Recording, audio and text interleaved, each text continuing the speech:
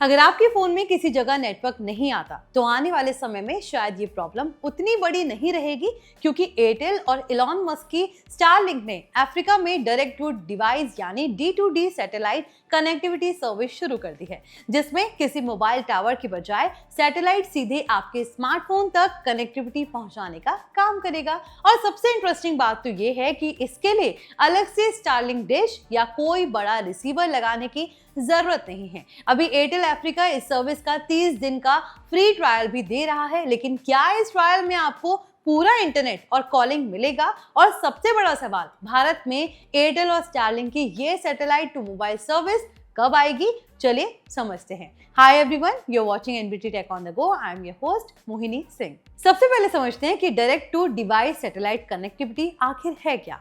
आमतौर पर आपके स्मार्टफोन को नेटवर्क देने के लिए आसपास मोबाइल टावर्स की जरूरत होती है, लेकिन पहाड़ों, घने जंगलों, रिमोट विलेजेस या ऐसे एरियाज जहां पर टावर लगाना मुश्किल और महंगा है, वहां नेटवर्क कवरेज कमजोर हो सकती है। D2D टेक्नोलॉजी में आइडिया ये है कि स्मार्टफोन सीधे सैटेलाइट से कनेक्ट हो सके, यानी जहां पर ग्राउंड पर टावर, मोबाइल टावर नहीं है, वहां भी आसमान में मौजूद सैटेलाइट आपके फोन तक कनेक्टिविटी पहुंचाने में हेल्प कर सकता है। एयरटेल अफ्रीका अपने यूजर्स को माय एयरटेल ऐप के जरिए 30 दिन का फ्री ट्रायल दे रहा है, लेकिन यहाँ एक बात जरूरी है, इस शुरुआती ट्रायल में आपको फुल स्पीड इंटरनेट या नॉर्मल वॉइस कॉलिंग नहीं मिलेगी। फिलहाल सर्विस को लो डेटा यूसेज वाले कामों के लिए रखा गया है, जिसमें SMS और व्हाट्सएप मैसेजेस भेजे जा सकते हैं। यानी अगर आप किसी ऐसे रिमोट एरिया में हैं जहां पर नेटवर्क, मोबाइल नेटवर्क नहीं है, तो कम से कम जरूरी मैसेजिंग के लिए सैटेलाइट कनेक्टिविटी काम आ सकती है। और यही इस टेक्नोलॉजी का सबसे बड़ा फायदा है।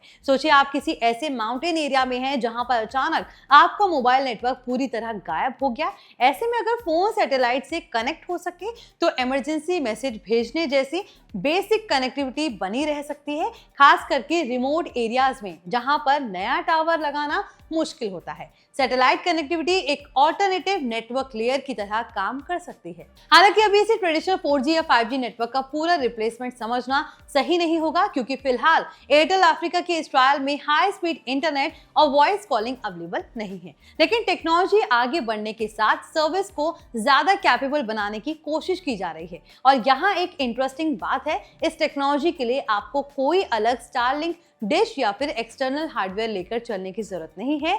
यही इसे ट्रेडिशनल स्टारलिंक सैटेलाइट इंटरनेट से अलग बनाता है, जहां पर आमतौर पर एक डेडिकेटेड डिश या फिर टर्मिनल की जरूरत होती है। डायरेक्ट टू डिवाइस में सैटेलाइट और कंपैटिबल स्मार्टफोन के बीच डायरेक्ट लिंक बनाने की कोशिश की जाती है। एयरटेल और स्टारलिंक ने इससे पहले अफ्रीका में इस टेक्नोलॉजी की टेस्टिंग की थी, जहां बिना किसी स्पेशल सैटेलाइट फोन या एक्सटर्नल हार्डवेयर के स्मार्टफोन को सैटेलाइट नेटवर्क से कनेक्ट करने का टेस्ट किया गया था।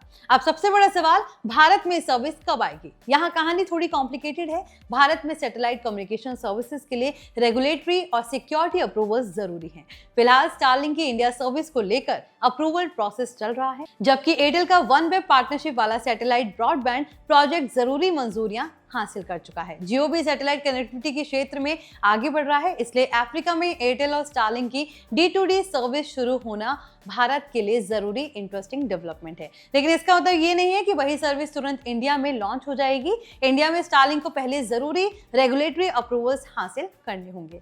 तो अब आप बताइए कि आप भी सैटेलाइट, स्टारलिंक सैटेलाइट का बेसब्री से इंतजार कर रहे हैं? कमेंट में अपनी राय जरूर दें। फिलहाल इस वीडियो में बस इतना ही। वीडियो पसंद आया तो इसे लाइक करें, शेयर करें, साथ ही ऐसे ही लेटेस्ट अपडेट्स के लिए हमारे channel NBT tech on the go को सब्सक्राइब कर लें।